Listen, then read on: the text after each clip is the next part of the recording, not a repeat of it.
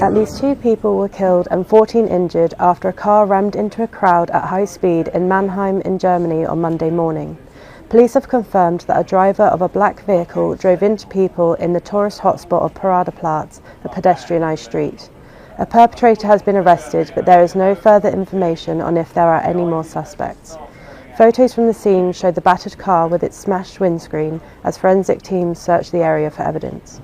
Meanwhile, in the street, there is scattered debris, including children's shoes that were lost in the chaos as the incident unfolded. It has not yet been confirmed if the attack is terror-related and an investigation is ongoing. Auch können wir bestätigen, dass eine Person im Rahmen der Ermittlungen, im Rahmen der Fahndung festgenommen wurde. Ob es mehrere Täter gab, dazu können wir keine Angaben machen. Wir haben die App Katwarn ausgelöst und hierbei den Bereich in der Mannheimer Innenstadt zu einem gefährlichen Ort eingestuft, sodass wir alle Anwohnerinnen und Anwohner und auch alle Besucher bitten, zu Hause zu bleiben und diesen Bereich zu räumen. The incident comes just hours after the city held its parade to celebrate Carnival.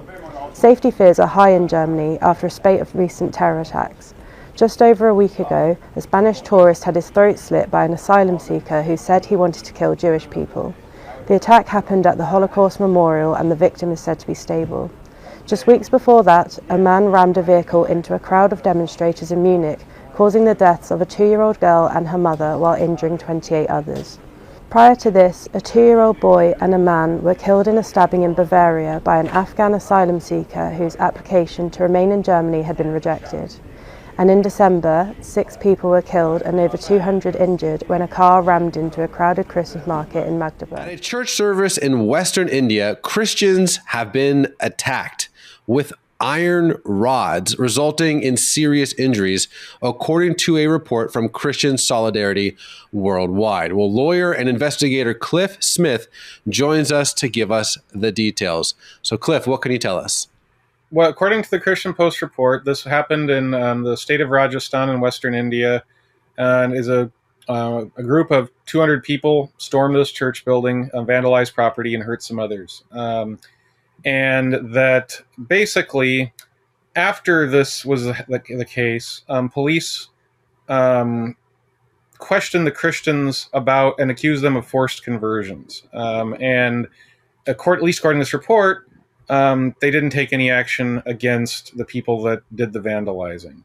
And so that is sort of what we know based on that report. You know, this is a complaint we have heard more often in India in recent years from Christians in India. It's been very controversial what is going on and why it's happening, but it is for example, the United States Commission on International Religious Freedom has named India a country of particular concern, and listed various abuses of this sort.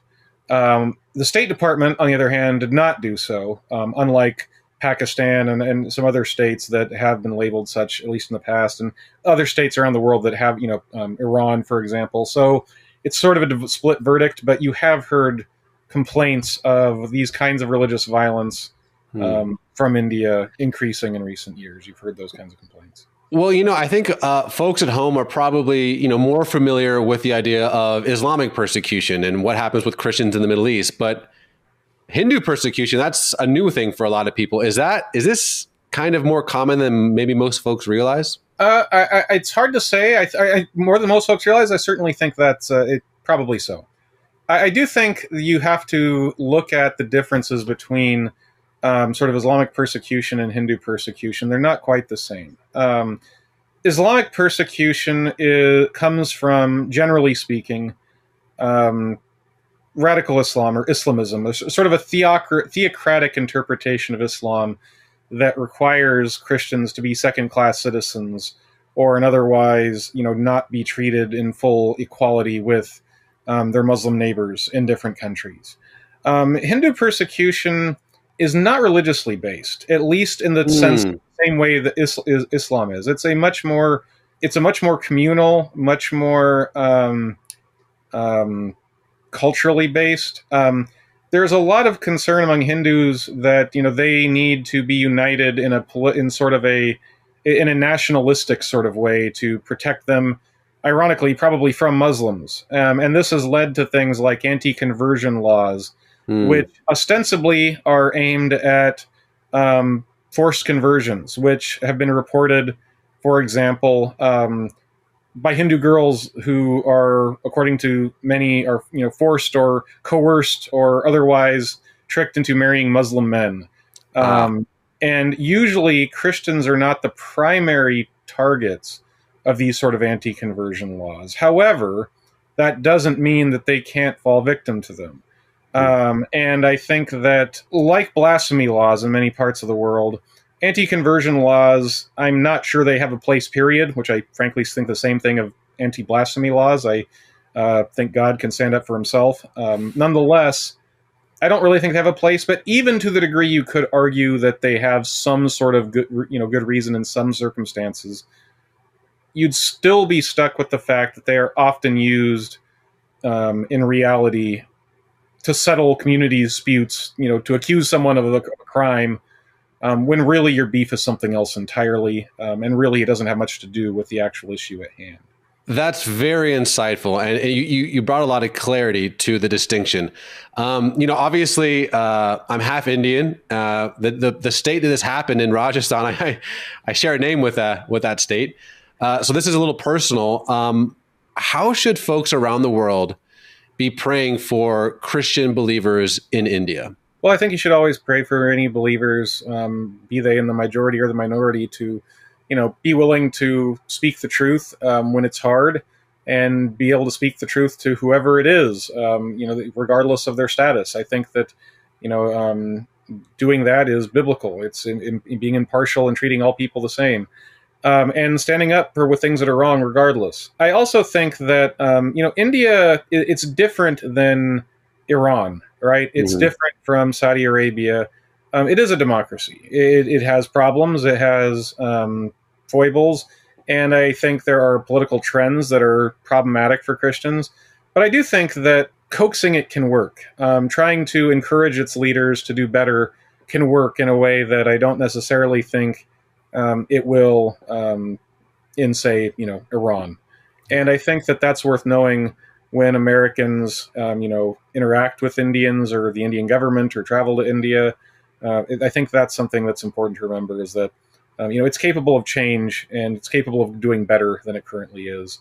And I think Christians, to support their brothers and sisters when these kind of bad things do happen, should just keep that in mind. Cliff Smith, this was very, very informative and very helpful. Let's be praying for our brothers and sisters in India. Cliff, thank you, my friend. Thank you.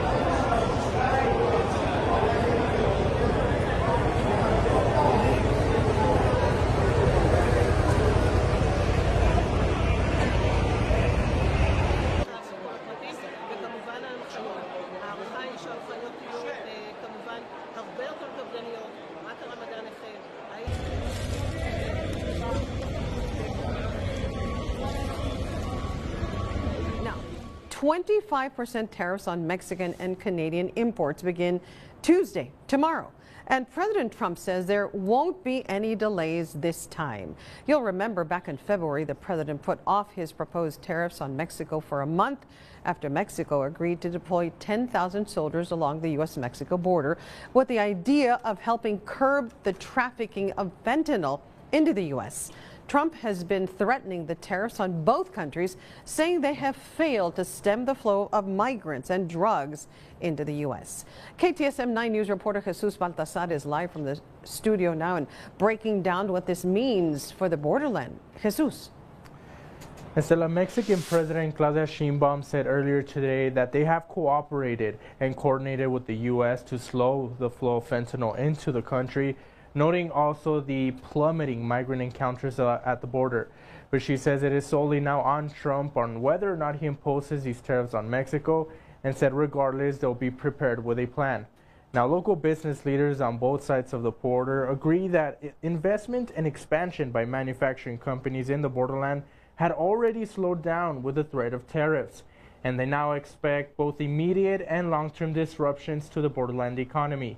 UTEP economics professor Tom Fullerton says the longer the tariffs are in place, they will not only worsen the current inflation rates, but potentially lead to higher unemployment and even a recession in the country.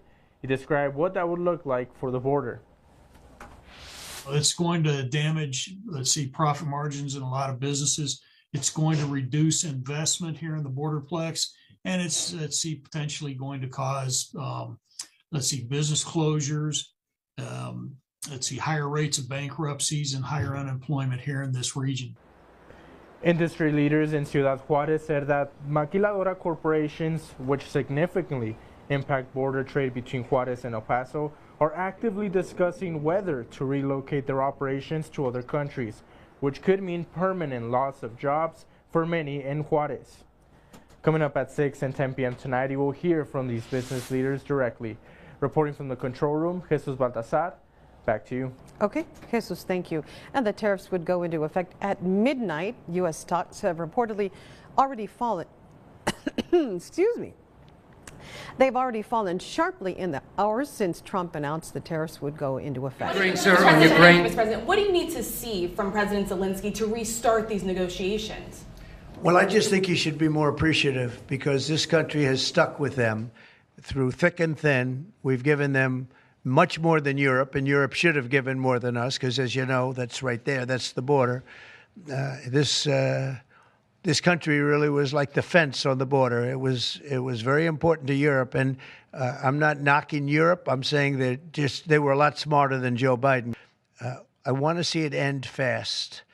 I don't want to see this go on for years and years. Now, President Zelensky supposedly made a statement today in AP. I'm not a big fan of AP, so maybe it was an incorrect statement, but he said he thinks the war's going to go on for a long time. And he better not be right about that. That's all I'm saying. Should that be concerning to Americans? Read the statement. That Russia says that your administration's foreign policy is, quote, largely in line with their vision. Well, I'll tell you what, I think it takes two to tango, and you're going to have to make a deal with Russia, and you're going to have to make a deal with Ukraine, and the deal can be made very fast. It should not be that hard a deal to make. It can be made very fast. Now, maybe somebody doesn't want to make a deal, and if somebody doesn't want to make a deal, I think that person won't be around very long. That person will not be listened to very long. Because I believe that Russia wants to make a deal. I believe certainly the people of Ukraine want to make a deal. They've suffered more than anything. Importantly, tomorrow tariffs 25% on Canada and 25% on Mexico, and that'll start. So they're going to have a tariff. So what they have to do is build their car plants, frankly, and other things in the United States, in which case they have no tariffs.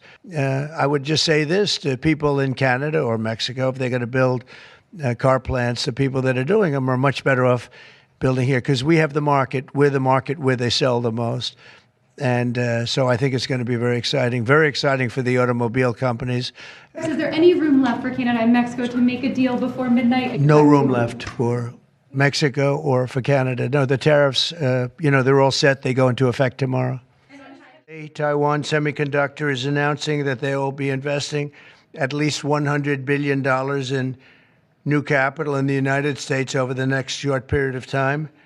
to build state-of-the-art semiconductor manufacturing facilities. I think mostly it's going to be in Arizona, which is what I understand. The most powerful AI chips in the world will be made right here in America, and it'll be a big percentage of the chips made by his company. But as you know, they're based mostly in Taiwan, and they're far and away the biggest. There's nobody even close. This $100 billion in new investment will go into building 5 cutting-edge fabrication facilities in the great state that we just discussed, Arizona, and will create thousands of jobs, many thousands of jobs, and the high-paying jobs. In total, today's announcement brings Taiwan semiconductor investments to about $165 billion. They've started already.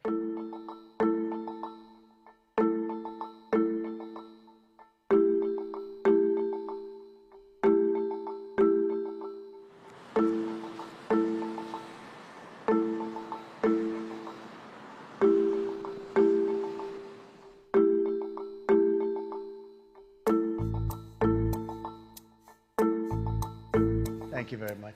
Thank you. Great honor. Thank you. Thank you. Let me proudly say, now the vision become reality.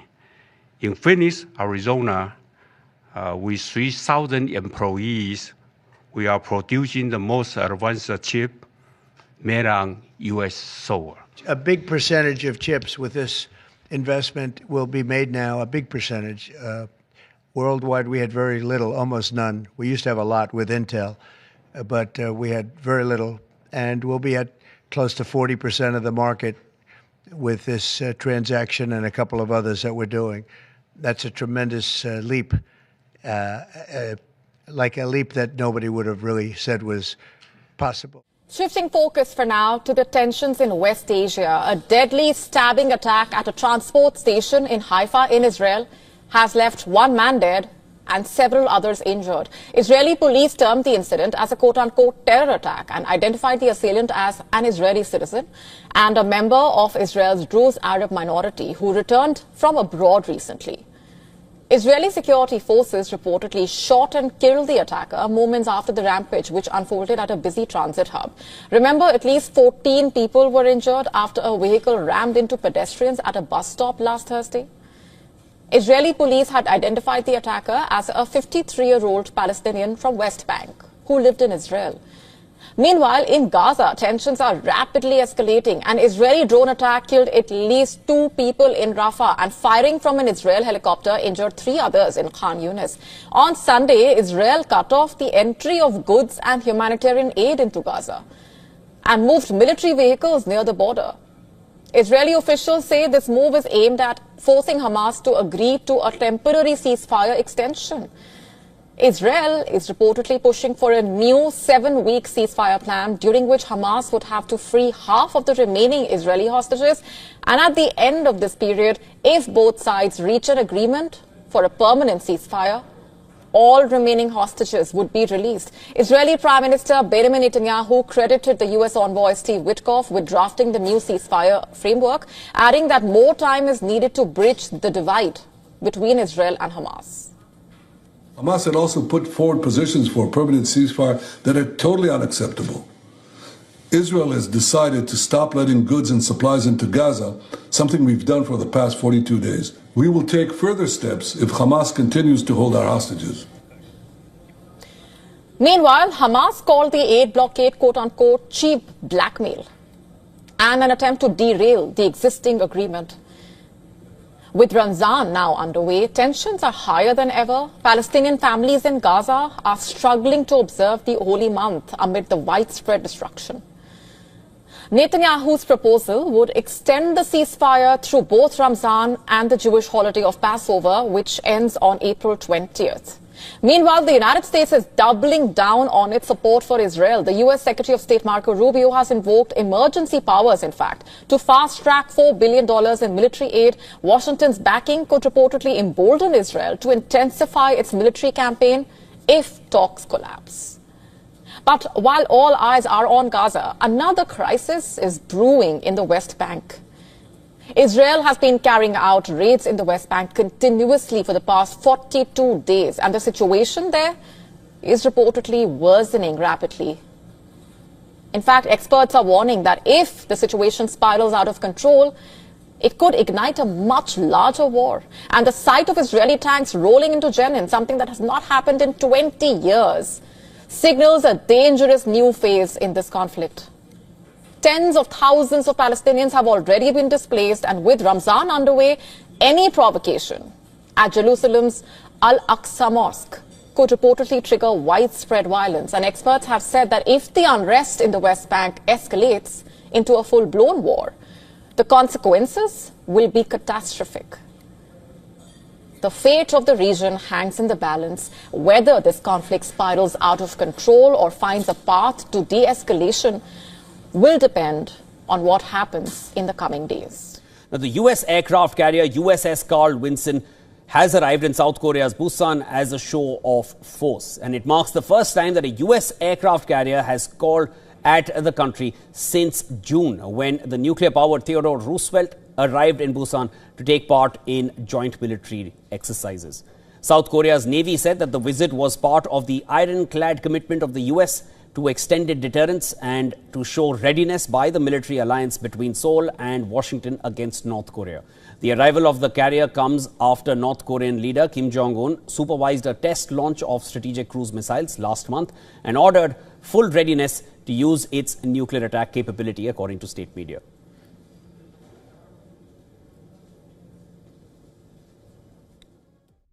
Can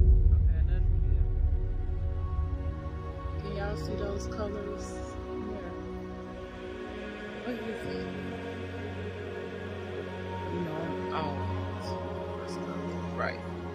It's a streak. It just went right across there.